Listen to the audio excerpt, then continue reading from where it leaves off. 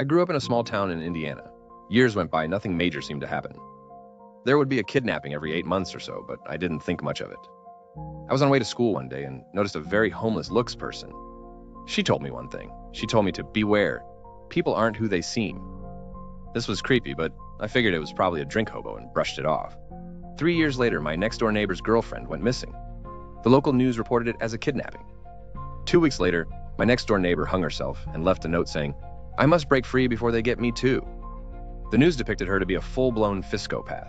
I knew this was false. I lived next to them for 9 years.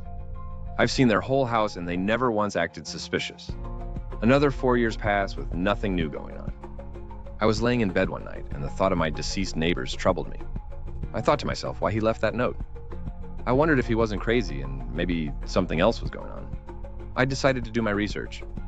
I soon found out that there has been a lot of people have gone missing in the last 2 years. The only listed suspect was a man named Phil. He lived about a block over from where I lived.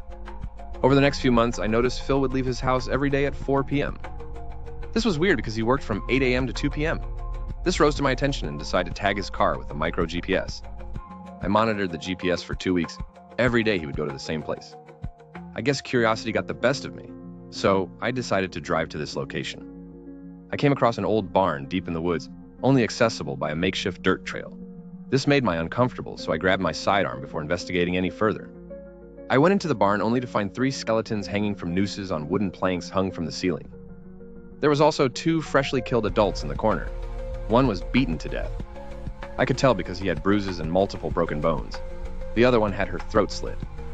I normally would be extremely disturbed by this, but for some reason I got up and left without saying anything or calling anybody.